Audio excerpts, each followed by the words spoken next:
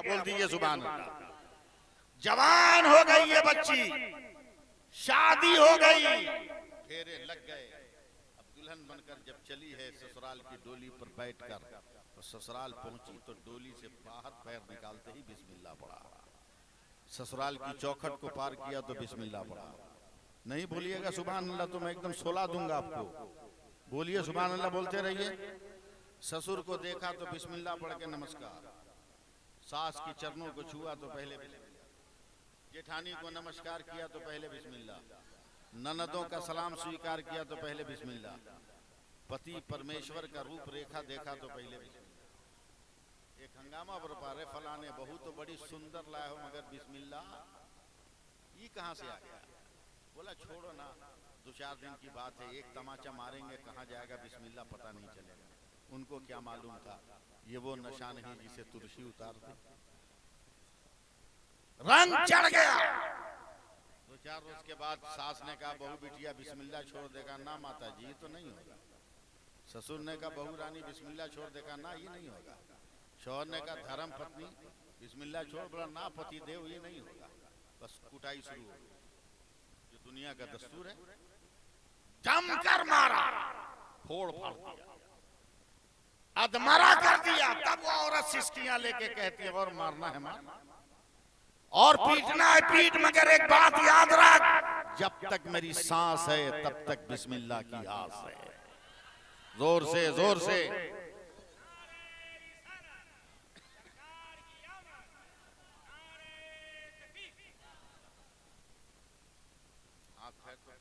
लोगों ने कहा इससे सब काम कराओ, मिर्च मसाला पिसवाओ, साबुन सर्फ करो, लहरेगा छनछनाएगा तो अपने बिस्मिल्लाह छोड़ेगा। मगर उसको क्या मालूम कि हम करबला वाले हैं। एक का लहू देखकर दूसरा बलिदान देने को तैयार, दूसरा कुर्बानी देने को तैयार हो जाता। जितनी जलन हो मगर नशा चढ़ता गया। अब मैं देहात में आ रहा हूं, मुझको संभाल लीजिएगा। देख रहे हैं ना, देहात में दूध दही को बचाने के लिए चूहा बिल्ली से रस्सी की जाली बुनते हैं लोग, छत में लटकाते हैं। क्या बोलते हैं उसको? हाँ, शिकहर। ठीक उसका ससुर शिकहर के नीचे बैठा है। मुड़ी उठाया तो हड़िया है मिट्टी की। गुड़िया से बोलता है अरे बुढ़िया इसमें क्या है? धीरे बात कर, आम का अचार रखे। बोला क्या है? बोला इमरजेंसी के लिए। कहा जितना अचार है चुपचाप किसी को पता न चले निकाल के हटा दे। हड़िया धो के शिखर पर रख। बोला फिर? बोला एक आइटम आ गया, हम बहू का बिस्मिल्लाह छोड़ा देंगे। बुढ़िया गुस्से में बोलती है पागल हो गया है क्या? बिस्मिल्लाह छोड़ाने के चक्कर में तो बहू ने पूरे खानदान को याद करा दिया है। बोल दीजिए सुभान अल्लाह, बोल दीजिए। पूरे खानदान को याद करा दिया। तुम छोड़वाने के चक्कर में याद करवा दिया। बोला एकदम नया आइटम है। बोला का? बोला एक सपेरा से दोस्ती हो गई है। वो बोला है कि 10 रुपया देंगे, एक तो जहरीला सांप देंगे, हड़िया में रख देना और किसी तरह बहू का हाथ उसमें डलवा देना। प्लान बना लिए। बोला कल यही खाने बैठेंगे सांप रख के। अब बहू खाना लाएगी तो डांट के कहेंगे नमक नहीं है तो मिर्चा नहीं है, गुस्सा में डांटेंगे तो माफी उफी मांगेंगे तो हम कहेंगे जो हुआ सो हुआ, छोड़ एक तो अचार निकाल के दे। उसको क्या मालूम कि हम सांप रखे हैं? सांप काट लेगा, बहू भी खत्म, बिस्मिल्लाह भी खत्म। मुंह से राल टपका रहा है कि फिर बेटा का ब्याह करेंगे, फिर मोटरसाइकिल मांगेंगे, चाहे तेल भराने का पैसा रहे ना रहे, फिर मांगेंगे। जिंदगी भर सोया बोरा बिछा के, और शादी में बोलता है बॉक्स वाला पलंग चाहिए।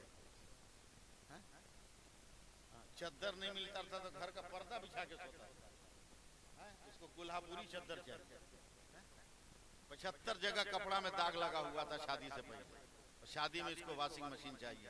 यानी सुपर क्लास का भिखमंगा हम लोगों ने समाज को बना दिया। अबे अल्लाह ने दिया है तुमको दौलत तो अपने दौलत से खरीदना। गरीब बेटियों के बाप से क्यों मांग रहे हो? अगर मांगना ही है किसी बेटी के बाप से तो गरीब बेटियों के बाप से मत मांगो।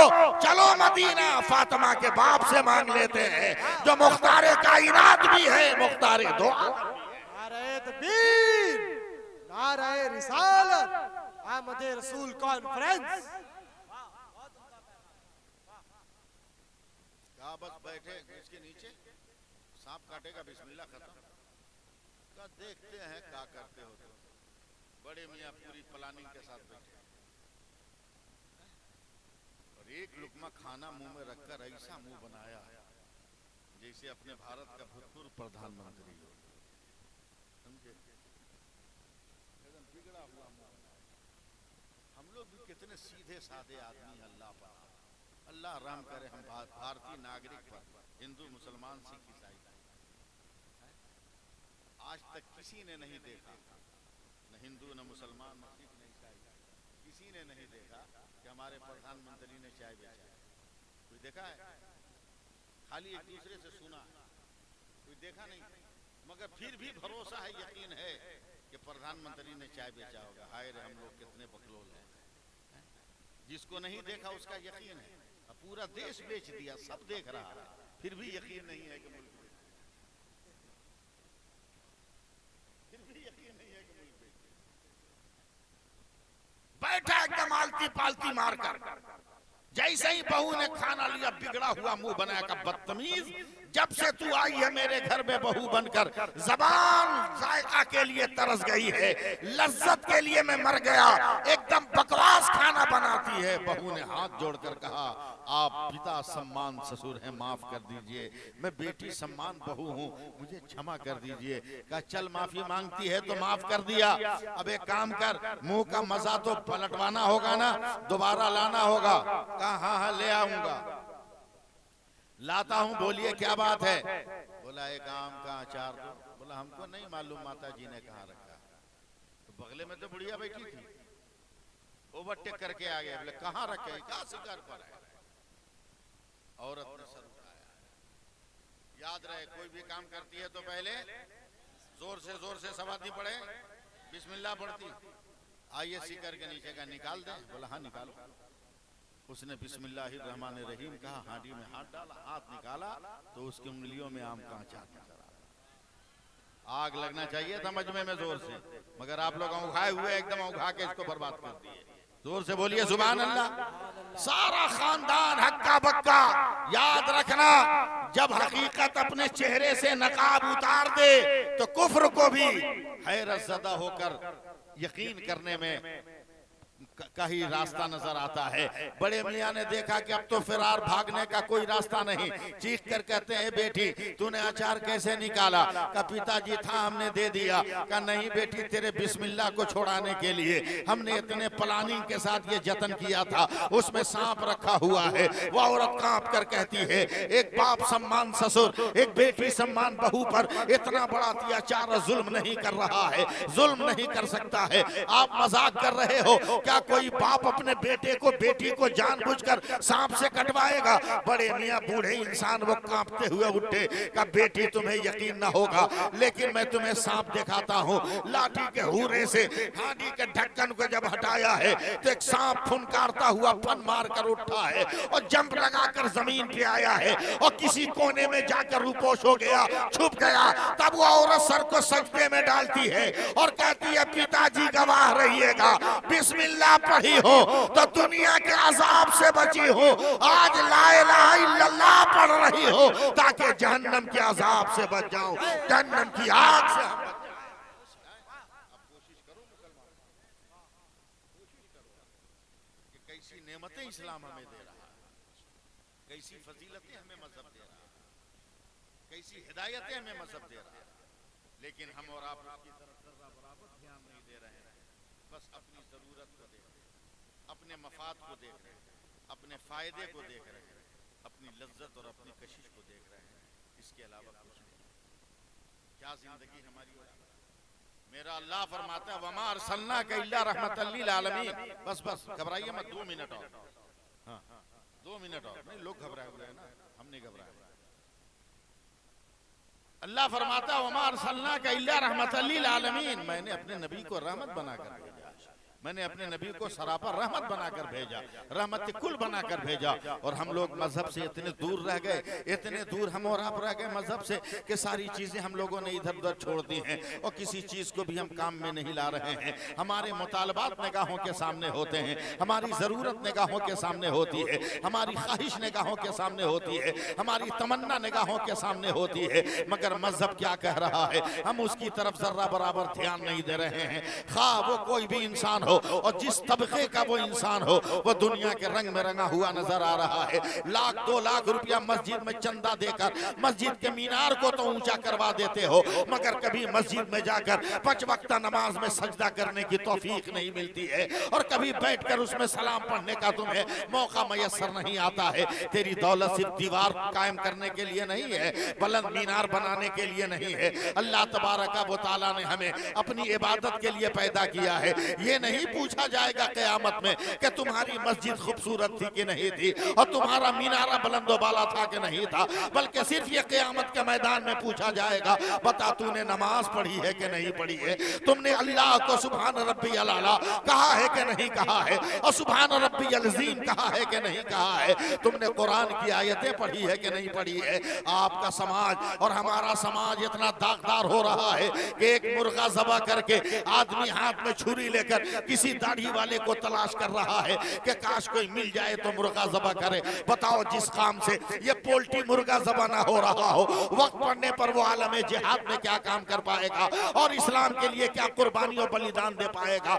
आपकी जिंदगी पर हमें अफसोस नहीं है, आपकी फिक्र पर हमें अफसोस नहीं है। आप खुद अपने आप को मजहब इस्लाम से इस तरह काट चुके हैं कि सारे रास्ते आपने बंद कर लिए हैं। आज भी अगर हम अपने उलमा से राब्ता कायम करें, मस्जिदों के आलिमों से मिलकर रहे, मदरसे के आलिमों से मिलकर रहे, अपने शहर और देहात और गांव के आलिमों की कदर करें और उनसे मसाइल पूछते रहे, तो याद रखिए आज भी हमारी जिंदगी में इनकलाब बर्पा हो सकता है। हमारी जिंदगी में एक बहुत बड़ा तूफान खड़ा हो सकता है और जब ये तूफान खड़ा होगा तो बद्र की याद दिलाएगा, मैदान वहुद की याद दिलाएगा, ग़ज़वा तबूक की याद दिलाएगा, वादी खंदक की याद दिलाएगा। अगर कामयाबी चाहते हो तो रब की बारगाह में सर को झुकाओ और मस्जिदों को आबाद करो। जिस दिन मस्जिद आबाद कर दोगे खुदा तेरे घर को आबाद कर देगा। तुम ये समझते हो कि हम नमाज नहीं पढ़ेंगे और मन का मन हमारे खेत में फसल निकलता रहे, हमारे अनाज मिलता रहे। याद रखो अनाज जाहिरी तौर पर मिल रहा है और हमेशा के लिए तुमसे रूठा जा रहा है।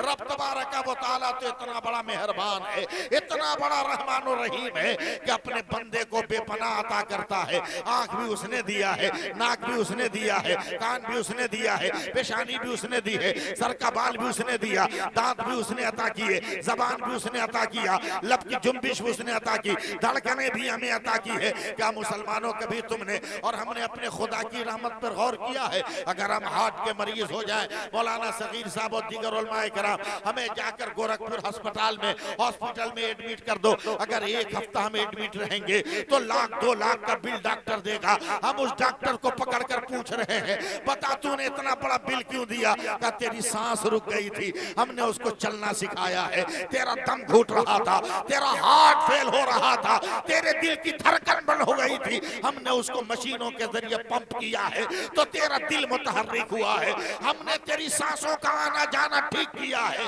तो चंद रोज में वो 4-5 लाख का बिल दे रहा है। मगर मुसलमानों जरा शर्म के साथ अपने खुदा की तरफ देखो कि जिस दिन माँ के शिकम से हम पैदा हुए उस दिन से लेकर जब तक जिंदा रहेंगे हम रोजाना सांसें ले रहे हैं, मगर खुदा ने कभी हमें बिल नहीं दिया है, परवरदिगार ने हमें कभी बिल नहीं दिया है, हमसे इसका मुआवजा नहीं मांगा है। रब ने हमसे यही कहा है, हमने आंखें दे दिया, हमने दिमाग दे दिया, दिमाग में सोच दिया, सोच में फिक्र दिया, फिक्र में अक्ल दिया, अक्ल में तरबियत दिया, तरबियत में तुम्हें तमाम उलूम फनून दिए, तुम्हें सर दिया, तुम्हें कान दिया, तुम्हें बीनाई दी, तुम्हें नाक दिया, तुम्हें जबान दिया, तुम्हें दाना दिया, तुम्हें कलेजा दिया, तुम्हें गुर्दा दिया, तुम्हें फेफड़ा दिया, सारे जवारे दिए। हमें कुछ नहीं चाहिए, बस जब मुअज्जिन तुम्हें पुकारे तुम जाकर मस्जिद में आजान के इस्तेकबाल में रुको और नमाज पढ़कर हमें सुभान रब्बियल आला कह लो, मेरी सारी रहमत तेरे। सुभान अल्लाह, वाह वाह, सरकार की आमद, नारे तकबीर। अगर इजाजत दे तो 2 मिनट में एक बात और कहेंगे, सुनिएगा, हाथ उठा के बोलिए जो जो नहीं सुनेगा। बाप रे बाप, इतना आदमी बोला कि नहीं सुनेगा। बस 5 मिनट में एक बात मैं कर दूं, इजाजत है? हाँ, 5 मिनट। लॉकडाउन तो देखा आप लोग, महाराष्ट्र कोरोना जो आए थे, लॉकडाउन देखा ना, पैसा रखते हुए हम लोग दाने दाने को मोहताज हो गए। बोलो ऐसा था कि नहीं? जिसके पास पैसा था वो डैमेज हो गया, और जो डेली कमाता था उसका क्या हाल हुआ होगा बताओ? जो दिन भर रिक्शा चलाकर शाम को आता है मजदूरी लेकर, तो दाल चावल आटा लाता है, तो उसके बच्चों का पेट भरता है, वो कैसे जिंदगी गुजारा होगा बोलो? है ना याद सब? नहीं याद है कुछ? याद रहता तो टन से बोलते हाँ। लगता है आप लोग भी नेताओं की तरह पैसा छुपा के रखे हुए हैं। वो तो दूसरे का माल छुपा के रखता है, आप तो अपना माल छुपा के रखिए।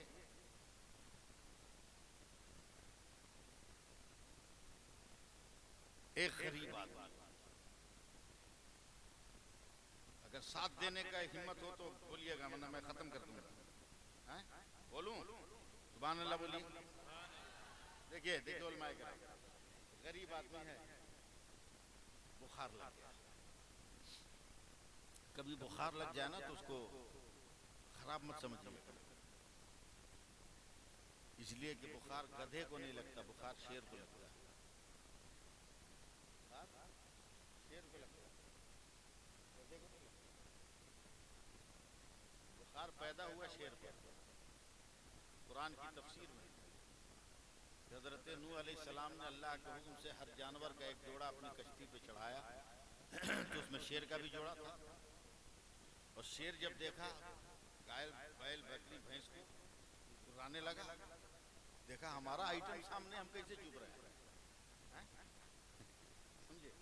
गुर्राने लगा। तो हजरत नूह अलैहिस्सलाम ने कहा, मौला तेरे हुक्म से हमने हर जानवर का जोड़ा रखा, मगर ये शेर तो सबको खाने के चक्कर में सब कूद जाएगा दरिया में जानवर। अल्लाह ने कहा कि मैंने हुक्म दिया था, इंतजाम न करता। तो परवरदिगार आलम ने बुखार को पैदा किया, और जब तक वो कश्ती तूफान नूह में फंसी रही, शेर बुखार में रहा। शेर बुखार में रहा। अब उस वक्त तो टेबलेट था नहीं, पैरासिटामोल था उस वक्त नहीं था। अब इसका बुखार उतरे कैसे? तब अल्लाह ने चूहा को पैदा किया। वो चूहा दुम हिलाता हुआ गया, नाक शेर के नाक में दुम मारा कस के, छींका तो बिल्ली पैदा हो गई। बिल्ली पैदा हो गई। तो बुखार लगे तो कभी बुरा मत कहिए, समझे? इससे जहन्नम का अजाब कम होगा। बुखार लग गया 2-3 दिन, 5 मिनट उन लोगों को छोड़िए, उन लोगों को समझाना बहुत मुश्किल है बाप। उन लोगों को छोड़िए बाप। दुनिया का सबसे बड़ा सवाल है कि पूरे साल में कौन सा महीना है जिसमें औरत कम बोलती है? कई महीना हो गया इसका कोई जवाब ही नहीं दे रहा। बड़ी मुश्किल से एक आदमी जवाब दिया कि फरवरी का महीना।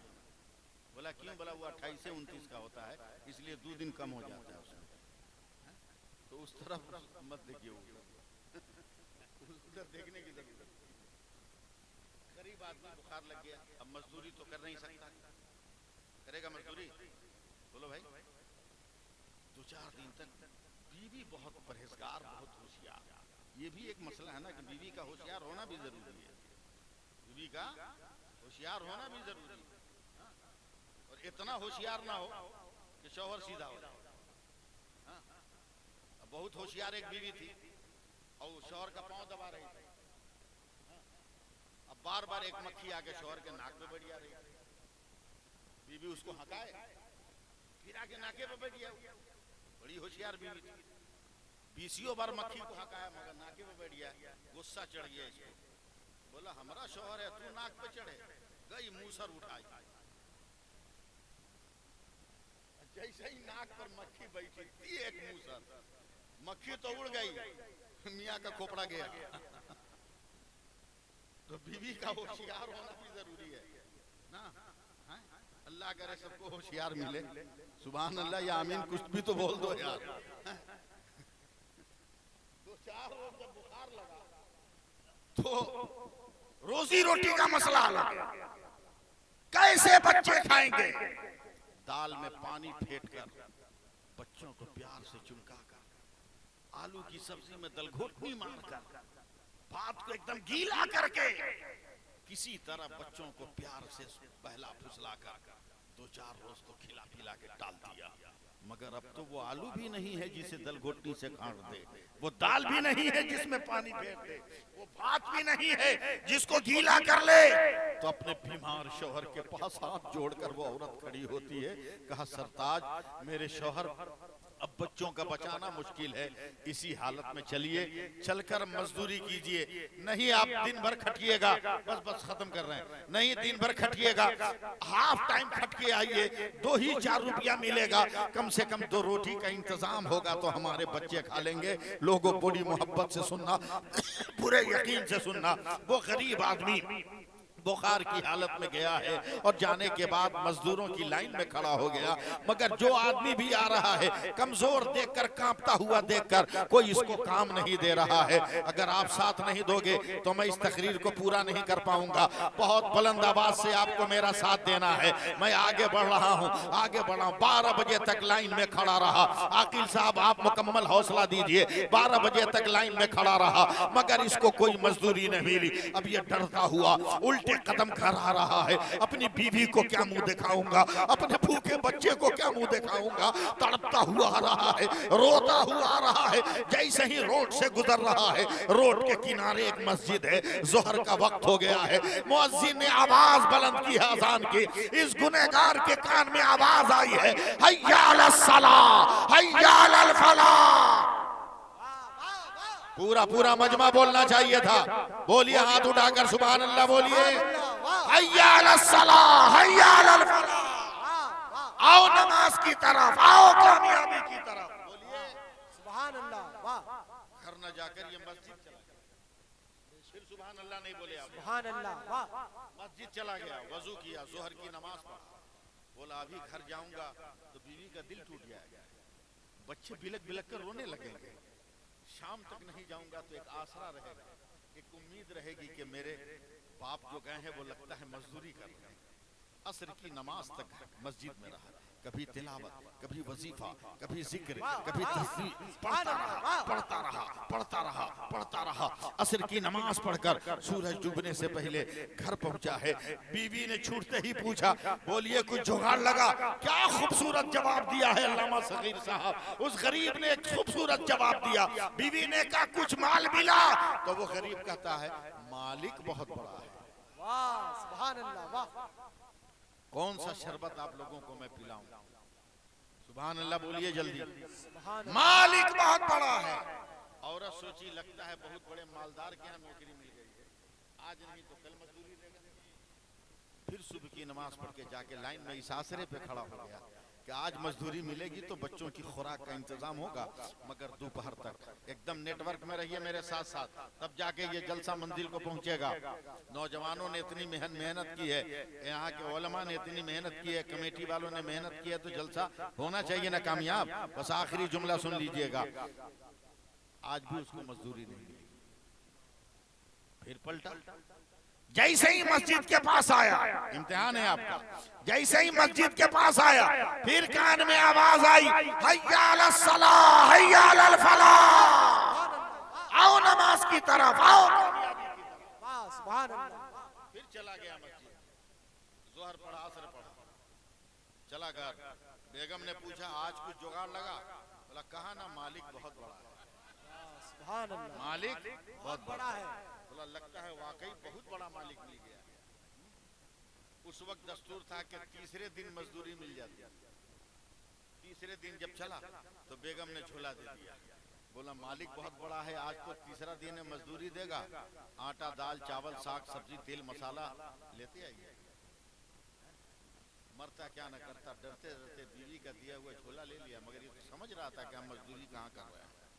फिर गया इस आसरे में लाइन में लग गया कि आज भी अगर काम मिलेगा तो कुछ जुगाड़ लग जाएगा, मगर आज भी मजदूरी नहीं मिली। अब एकदम तैयार रहिए, आज भी मजदूरी नहीं मिली। पलटा है उदास कदम से कि आज क्या जवाब दूंगा, आज क्या जवाब दूंगा। आज तो दस्तूर के मुताबिक तीसरा दिन है, हर हाल में मुझको देना होगा पैसा, आज क्या दूंगा। यही सोचता हुआ चला जा रहा है कि फिर कान में आवाज आई, हय्या अलस सलाह हय्या अलल फलाह। फिर चला मस्जिद की तरफ, सुभान अल्लाह, सुभान अल्लाह। चला मस्जिद की तरफ, ज़ोहर पढ़ा, असर पढ़ा। अब बैठ के सोच रहा है, खाली झोला लेके जाएंगे तो बीवी का दिल टूटेगा, बच्चे रोने लगेंगे। एक काम करते हैं, झोला में ईंटा बालू पत्थर भर लेते हैं, ताकि दूर से देखने में भारी लगेगा ना तो कुछ यकीन आएगा, कुछ यकीन आएगा। झोला भरा भरा लेके चला, जैसे ही अपने गांव के मैदान में गया तो चौंक के रुक गया। देखा इसका जितना बाल बच्चा है सब नया नया कपड़ा पहन के मैदान में घूम रहा है। कब बोलिएगा, कब बोलिएगा आप मेरे इंतकाल के बाद बोलिए सुभान अल्लाह। बोला अरे बेटा ये नया कपड़ा कैसे का, हम नहीं जानते, अम्मा ने दिया है। एकदम बाई के झोंक में पहुंचा, जैसे ही दरवाजा खोला तो हक्का बक्का महीनों से जो कपड़े पैबंद लगाकर सिल सिल कर पहन रही थी, कितने दिनों से बाल में कंघा नहीं किया था, आज वो औरत नहाकर नया कपड़ा पहन के और कुछ लीपा पोती करके मुस्कुरा कर कहती है कसम खुदा की आपका मालिक तो बहुत बड़ा है। वाह वाह वाह। पैर इसका कांप रहा है, हाथ में झोला कांप रहा है, ये तो समझ रहा है कि हमने मजदूरी की नहीं है। कहा मैंने नहीं समझा, आज दोपहर में आपके मालिक ने अपने नौकर को भेजा था, उसमें हमारे बाल बच्चे का कपड़ा था, हमारा कपड़ा था, ये बोरा का बोरा खाने का सामान। और मालिक के नौकर ने कहा कि तेरा शौहर बड़ी ईमानदारी से नौकरी कर रहा है, ये बोनस है, मजदूरी लेकर वो आएगा। तब ये कांप कर कहता बेगम कसम खुदा की हमने किसी मालिक की मजदूरी नहीं की है, हमने तुम्हें सिर्फ समझाने के लिए, हम तो मस्जिदों में नमाज पढ़ रहे थे, कुरान पढ़ रहे थे, हम तिलावत कर रहे थे, हम वजीफा पढ़ रहे थे, हम जिक्र कर रहे थे, हम जिक्र कर रहे थे, हमने कोई मजदूरी नहीं की है। अगर यकीन न हो तो झोला पलट कर दे, उससे ईंट और पत्थर निकलेंगे जो तेरे दिल की तसल्ली के लिए मैं लाया था। औरत आगे बढ़ी और जैसे ही झोला को पलटा तो जवाहरात का दरिया बह रहा है, दिरहम दिनार का दरिया बह रहा है। ये इंसान सर को सजदे में रखता है और रोकर कहता है परवरदिगार तू जान रहा है कि मैंने कहीं मजदूरी नहीं की, हमने तो तेरी इबादत की है। तो गैब से आवाज आती है ऐ मेरे बंदे तूने मेरी इबादत की है तो हमने तेरी हिफाजत की है। वाह वाह।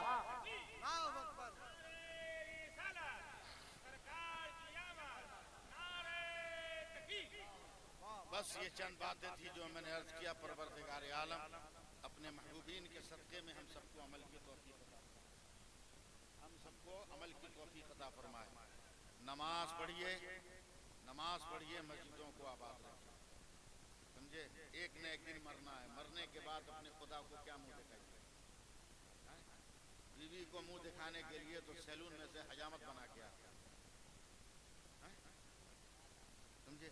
और जन्नत में जाने के लिए भगोलोल पगलोल की तरह मुंह लेके जाओगे, इस पे भी जरा सजदे की मिट्टी लगा लो, इस पे भी जरा तिलावत का गाजा लगा लो, जरा वजीफे का इसमें पाउडर लगा लो, ताकि कब्र में तेरा चेहरा चमके तो मुनकर नकीर कहें कि हाँ ये नमाज वाला नजर आ रहा है, हाँ ये रोजा वाला नजर आ रहा है, हाँ तिलावत वाला नजर आ रहा है। इसलिए मर्द भी नमाज पढ़ने की कोशिश करो, औरत भी नमाज पढ़ने की कोशिश करो। अल्लाह ताला हम सबको दारैन की नेमतों से साथ। 2 घंटा हो गया क्या? अरे अरे पौने 2 घंटा हो गया। मशीन थोड़ी हम आदमी है ना, मशीन थोड़ी हम आदमी है। नहीं नहीं, वो ये बगैर पेट्रोल की गाड़ी नहीं चलने वाली है, वो कितना धक्का मारिएगा हुरहुरा के रह जाएगा। हाँ समझे, हुरहुरा के रह जाएगा। जितने लोग थे सबको आधा घंटा में छोड़ दिया, 2.5 घंटे के लिए। बहरहाल आप जिद कर रहे हैं तो आखिरी बात सुन लीजिए, उसके बाद कोई बात नहीं। अल्लाह कितना मेहरबान है, सुनिए। अपना मुंह देखें कभी? अरे बोलो ना, हाँ या ना, कुछ बोलो ना। हाँ आईना में देखोगे नहीं? हाँ ना, अच्छा खाली बोलने से हम मान लेंगे? सब देखता है मगर समझा का। आज तक तो आप और हम अपना दांत नहीं समझ सके। दांत समझे, खाली बस बरस रगड़ लेते हैं हम लोग, मिसवाक मार लेते हैं, जहां तहां की लकड़ी नोच के रगड़ लेते हैं। कभी समझा कि दांत है क्या? नहीं समझा, नहीं समझा। देखिए पहले पहले प्रैक्टिकल सुनिए। दांत के नीचे ये हलक, हलक के नीचे ये जितनी चीज है अंदर, सब एकदम जरूरत से ज्यादा नाजुक है। जरूरत से ज्यादा जरा सा कुछ लग जाए तो खराब है कि नहीं? अब चूंकि इसी नाली से, इसी हलक की नली से हमें अल्लाह कहना है। वाह वाह सुभान अल्लाह, बोलिए सुभान अल्लाह, बोलिए ना। सुभान अल्लाह। हमें अल्लाह कहना, रसूलुल्लाह कहना।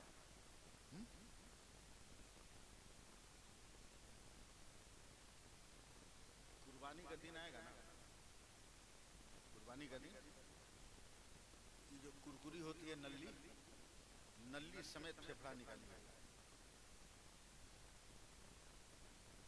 कोशिश कीजिएगा कि फेफड़ा में कहीं से फूटे नहीं, कहीं से फूटे नहीं, तब समझ में आएगा इस्लाम।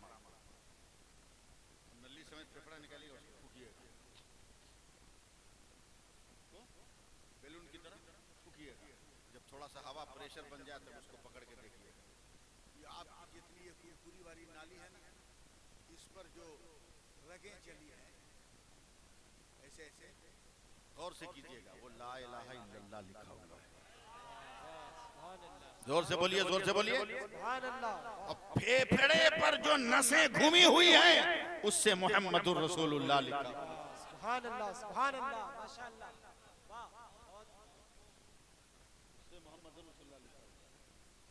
तभी मेरे नबी की हदीस है, कुल्लु मौलूदिन यूलदु अला फितरतिल इस्लाम।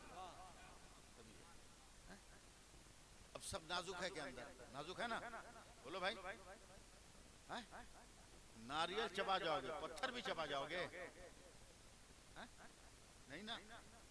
अब जरा सा मैं समझा रहा हूँ आपको, अगर समझ में आ जाए तो ठीक, वरना जाके आईना में मुंह फाड़ के देखिएगा, मुंह खोल के नहीं, मुंह फाड़ के देखिएगा। और फिर भी ना समझ में आए तो दांत निकाल के देखिएगा। मैं जो कह रहा हूं, ये 32 दांत है, 32। कितने दांत हैं? 32। हिसाब समझाइएगा। 8 चौके 32 होता है ना, 8 चौके 32, 4 नीचे 4 ऊपर 8, 4 नीचे 4 ऊपर 8, इस तरह हिसाब लगाइएगा। समझ रहे ना? जबान घुमा के देखिएगा, मैं तकरीर कर रहा हूँ, मैं हवा में नहीं बोलता, वरना सुबह आईना में देखिएगा। 4 नीचे 4 ऊपर 8, ये आगे का जो 8 है, इसमें 1 नोक है। उसके बाद का जो 8 है, उसमें 2 नोक है। उसके बाद का जो 8 है, उसमें 3 नोक है। और उसके बाद का जो 8 है, उसमें 4 नोक है। क्यों? अल्लाह फरमाता है कि मेरा बंदा है, दांत के बाद जो जवारे दिए वो नरम है, मुलायम है। मेरा बंदा कभी सख्त चीज खाएगा, कभी नरम चीज खाएगा। अगर ये सख्त चीज खाए तो ये जो 1 नोक वाला है उस चीज को 2 टुकड़ा करे, ये पीछे फेंके तो 2 नोक वाला उसको 4 टुकड़ा कर दे, वो पीछे भेजे तो 3 नोक वाला उसको 8 टुकड़ा कर दे, वो पीछे भेजे तो 4 नोक वाला मुकम्मल पीस कर मेरे बंदे के बदन में डाल दे, यानी हलक जख्मी ना हो, वरना मेरा बंदा मुझे अल्लाह कैसे कहेगा?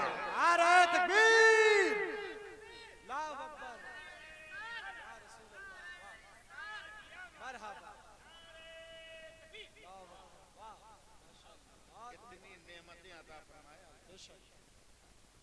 गौर करें आप, गौर करें। नाखून बढ़ता है तो काटते हैं कि नहीं? जो काटता है वो बोलो ना भाई। आजकल तो लड़का भी नहीं काटता, लड़की भी नहीं काटता, खासकर बाएं हाथ में बढ़ा के रखते हैं। औरत भी, नौजवान लड़की लोग स्टाइल में बायां हाथ में, नौजवान लोग भी बायां हाथ में बकलोल के। था तो दाएं हाथ में बढ़ाते, वो भी नाजायज है कि बाएं हाथ में बढ़ाया। अब बताओ कितना तबर्रुक लेके आता होगा अपने हाथ में, अब फिर भी बोलेगा कि हम स्टाइल वाले, फिर भी बोलेगा कि हम स्टाइल वाले।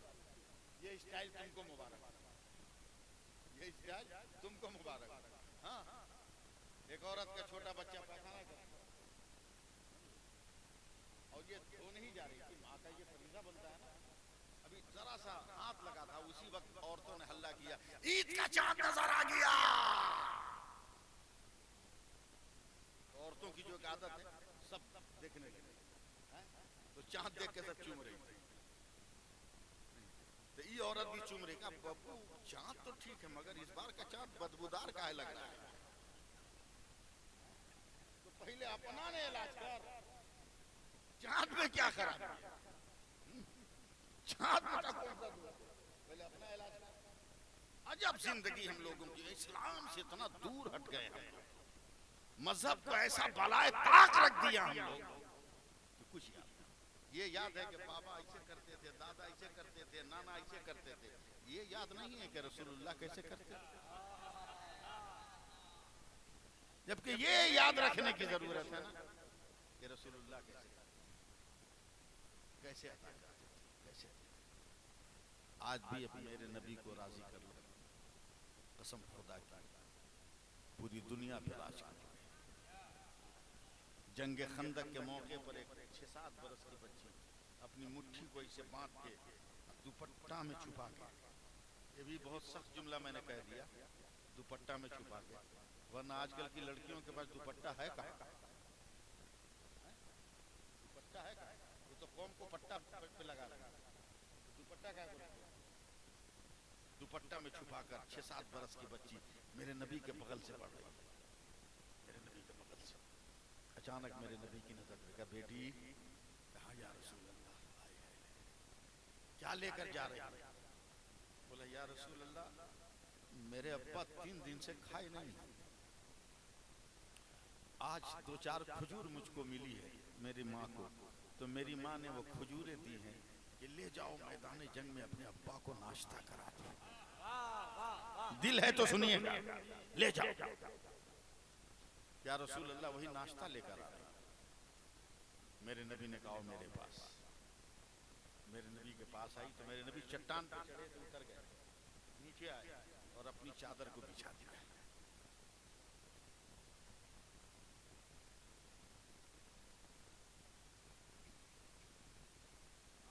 कितनी देर चुप रहिएगा, हम तो माई ने चुप रहने, हम तो ऐसा चुप होंगे कि आप लोग होश उड़ जाएगा आप लोग।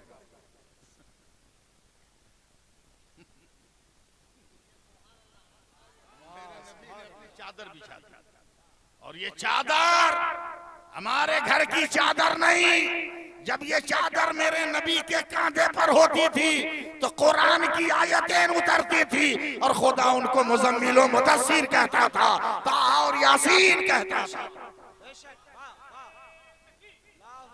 चादर को, उस चादर को मेरे सरकार ने बिछा दिया और एक तरफ का पकड़ के रखा, एक तरफ का पकड़ के रखा, कहा बेटी अगर तुमको डर न लगे तो खजूर इसमें रख दो। बच्ची को डर क्या, नबी की बारगाह में डरने की क्या बात, जन्नत भी यही देने वाला है, शफाअत भी यही देने वाला है। डाल के निकाल दिया, मेरे नबी ने ऊपर से दूसरा कोना रख दिया, ढक दिया, पत्थर पे चढ़ गया। ऐ मेरे सहाबा, आप लोग भी 3 दिन से भूखे हो, अल्लाह ने आपके लिए नाश्ते का इंतजाम कर दिया है। जिसको जिसको खाना हो बोले सुभान अल्लाह। अल्लाह ने नाश्ते का इंतजाम कर दिया। चौंक कर सहाबा देख रहे हैं, और 1-2 नहीं है हजरत, 917 साल, और एक बच्ची की मुट्ठी में कै खजूर आएगा। आप लोग तो सऊदियन आदमी हो, बड़ा बड़ा खजूर का दाना आता है घर सऊदिया से, एक बच्ची की मुट्ठी में कैठ आएगा 3 से 4, इससे ज्यादा नहीं है? मेरे नबी ने कहा सब 917 सहाबी आए जो भूखे थे। मेरे मेरे नबी ने कहा उठाना मत, अंदर हाथ डाल के निकालते रहो खाते रहो, निकालते रहो खाते रहो, निकालते रहो खाते रहो। मजा नहीं आया? निकालते रहो खाते रहो, फिर बोलिए सुभान अल्लाह। मजाले खत्म हो जाए। हजारों बरस पहले हजरत इस्माइल ने शहर मक्का में कदम पैर की एड़ी मार दिया तो आज तक पानी खत्म नहीं हो रहा है, और मुस्तफा का हाथ लग जाए कयामत आ जाएगी, मगर एक दाना खत्म नहीं हो सकता। नारे तकबीर, नारे रिसालत, सरकार की आमद, आमद रसूल कॉन्फ्रेंस। 970 आदमियों ने खाया, सुभान अल्लाह सुभान अल्लाह, वाह।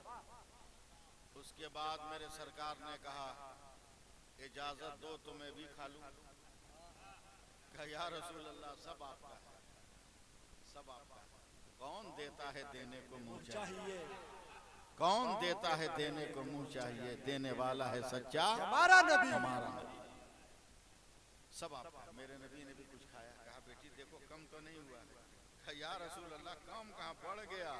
अब तो कयामत तक के लिए मेरा नाम रोशन हो गया, मेरा नाम रोशन।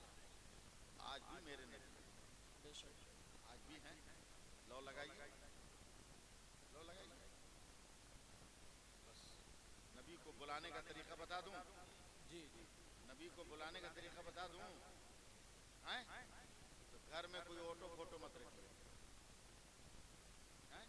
चाहे शादी का हो या किसी चीज का भी हो, कुछ नहीं। कुत्ता कुत्ता का भी नहीं। कोई तस्वीर अपने घर में मत रखिए। वजू कीजिए, 5 वक्त की नमाज पढ़िए। जब नबी को बुलाना हो ना, वजू कीजिए, मुसल्ला बिछाइए, आंख को बंद कीजिए, कुछ मत पढ़िए, आंख को बंद कीजिए। अब पहले कैलेंडर में चाहे फोटो पे गुंबद खतरा देखिए, वजू करके मुसल्ला पे बैठिए, उसके बाद गुंबद खतरा को तसव्वुर कीजिए। 5 मिनट 10 मिनट में जब एकदम आप रच बस जाए इस मंजर में, तब दरूद पढ़ लीजिए, तब दरूद पढ़ लीजिए, हट जाइए, हट जाइए। मेरे नबी फरमाते हैं कि जब कोई यूं ही चलते फिरते मुझ पे दरूद पाक पढ़ता है तो मैं फरिश्ते को भेजता हूँ, वो मेरी उम्मत के पढ़े हुए दरूद को लाते हैं, मेरी बारगाह में पेश करते हैं, मैं कबूल करता हूँ। लेकिन मेरी उम्मत का कोई आदमी जब तसव्वुर करके, एहतमाम करके, इरादा करके मुझ पे दरूद भेजता है तो कसम खुदा की मैं फरिश्ते को नहीं भेजता, बल्कि उस दरूद पढ़ने वाले के घर में खुद जाता हूँ और अपने दरूद को लेकर आता हूँ, अपने दरूद को लेकर आता हूँ। इसलिए आमद रसूल कॉन्फ्रेंस में नक़ीद हुई, इसके एक एक लम्हे को अल्लाह ताला कबूल फरमाए। जिन नौजवानों ने, इलाके के जिन लोगों ने भी इसमें मेहनत मशक्क़त किया, जिस कमेटी को लोगों ने भी किया, शहर के उलमा, इमाम साहब और आपके जितने कमेटी के अरकान हैं, मैं सबको मुबारकबाद देता हूँ। दुआ करता हूँ कि अल्लाह ताला हम सबको एक और नेक बनने की तौफीक अता फरमाए, सिराते मुस्तकीम पर चले, सिराते मुस्तकीम पर चलने की तौफीक अता फरमाए।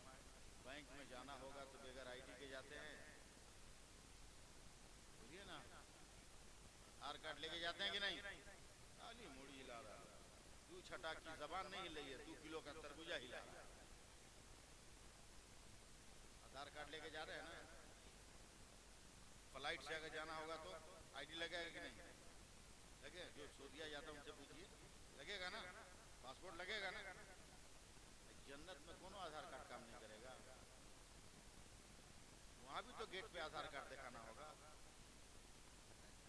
बगैर आधार कार्ड के चले जाइएगा, बैंक में नहीं घुसने दे रहा है आदमी, तो जन्नत में फरिश्ते आपको बगैर आधार कार्ड के घुसने देंगे? घुसने देंगे आधार कार्ड के? जन्नत का आधार कार्ड बता दें, लेकिन ये उसी वक्त पावरफुल है जब नमाज पढ़िएगा तो। बगैर नमाज का पावरफुल नहीं। मोटरसाइकिल खरीद दिया, तेल डलवे नहीं किया तो स्टार्ट होगा? बोलो, होल्डर में बॉल लगा दिया, फ्यूज है, जलेगा? बोलो, हुक्का में पानी नहीं है, गुड़गुड़ाएगा? नहीं ना, नहीं। उसी तरह हम आधार कार्ड दे रहे हैं जन्नत के गेट पे दिखाने वाले, मगर ये उस उस वक्त पावरफुल होगा जब नमाज पढ़ेगा। कोई आधार कार्ड नहीं देखा जन्नत में जाइए तो फरिश्ते कहें रुक, तो सिर्फ कहिए या रसूल अल्लाह, सिर्फ कहिए या रसूल अल्लाह, फरिश्ते हट जाएंगे, गेट खुल जाएगा। मगर ये उसी वक्त काम करेगा जब आप नमाज पढ़िएगा तब। बेगर नमाज के ये लफ्ज भी काम नहीं करेगा, ये आधार कार्ड का काम नहीं करेगा।